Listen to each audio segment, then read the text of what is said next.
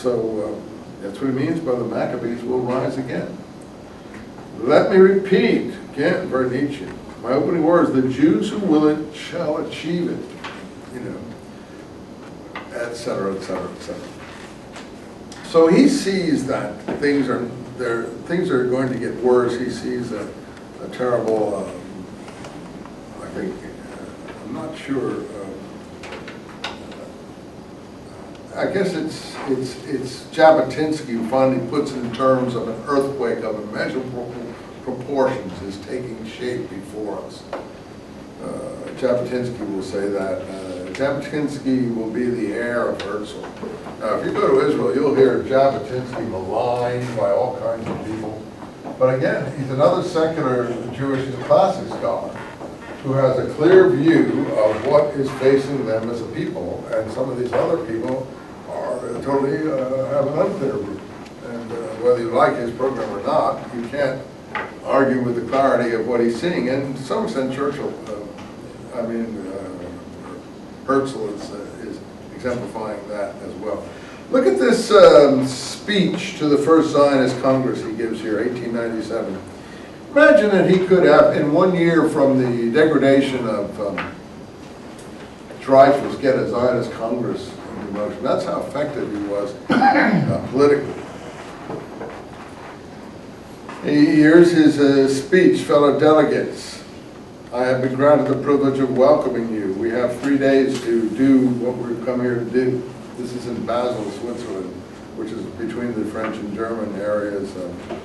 If you look at a map, it's in a little, I've been to Basel, and it's a little enclave of Switzerland, the northern part, not the mountainous part, in between France and Germany. We want to lay the foundation of the edifices, which is one day to house the Jewish people. Bang, says it right out. We want to lay the edifices of the Jewish state. We shall hear reports of Jews in various countries that will be part of the Congress here. And so on. But today, again, we just heard it, we have the marvels of communication that brought about mutual understanding and union between isolated groups.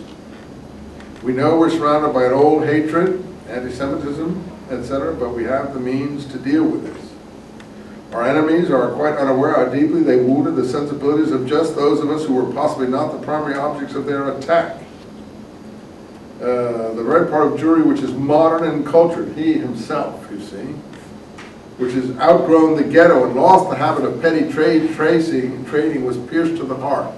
What was he pierced to the heart by? The inability of the nations of Europe to perform on the promises of the Enlightenment and the emancipation. You see, he's so honest there. You know, I represent, he says, just those people who, you know, would have been the first to accept your offers of equality, the most modern and cultured. You cannot, you see that, he explains himself, you cannot imagine the pain and resentment that your, what he saw on the Dreyfus trial and so on, falls among people like myself. And we're the people who are able to do something about it. And he proves it. Again, Zionism has already brought about something remarkable, middle of the next page, heretofore regarded as impossible, a close union between the ultra-modern and the ultra-conservative elements of Jewry. Again, so clear side. Orthodox elements are now united with modern people who are modern, thoroughly modern people. A union of this kind is possible only on a national basis. We Zionists desire, next paragraph, not an international league, but an international discussion. We want to solve the Jewish question. He recognizes in 228 the forerunners of Zionism. They understood the idea of agricultural work for the Jews in Palestine, and also some of the philanthropists were doing that in Argentina. I have to tell you, my father grew up on a farm in New Jersey, and his father was a religious sort of, what we'd call a yeshiva book, or someone who would be study the Talmud and that sort of thing from the old world. And I never understood how he got there, but I know now that those philanthropists were buying agricultural land in outlying districts of places like New Jersey and settling, you know, people who were from the ghetto in those areas. So my father, unlike his father, grew up. He first went into New York City when he came here. He was born here, but his father had come here 5 or 10 years before him, and his mother came here with 2 or 3 older brothers and sisters from Russian and Polish border area. But he was born in like East 100th Street, which is like Coldwater Flats and now part of Spanish Harlem and so on and so forth. But you know, very rundown areas of New York, and somehow they got taken out of that area after he was, you know, 7 or 8 years old, and moved down to a farm in New Jersey out in the boondocks. And it was because of these philanthropic attempts by these financiers to get Jews out into the country working agriculture. That's how that happened. I mean, I don't have it from my family, but now I realize how that occurred. In any case, so that was going on too.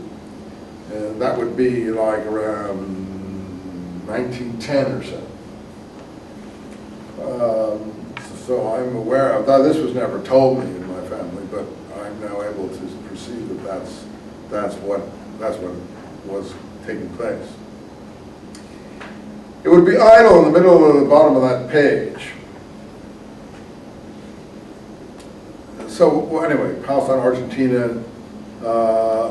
A people can be helped only by its own efforts. That's auto-emancipation. If it cannot help itself, it's beyond help. I mean, the Afro-American situation in America would probably benefit a lot by reading Herzl.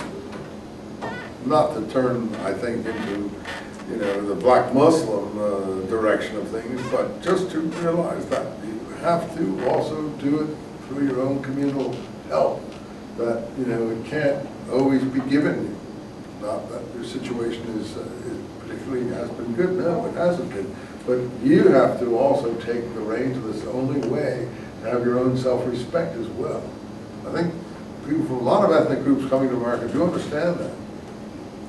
And, it's a shame that the leadership in some communities don't really make that clear. And people who are flourishing don't go back into the communities to provide the support mechanisms that are necessary to develop that. Finally, he said, it would be idle to begin engage in lengthy discussions today regarding the legal form which the agreement will finally assume. That is, this clear charter that he is talking about. But one thing has to be adhered to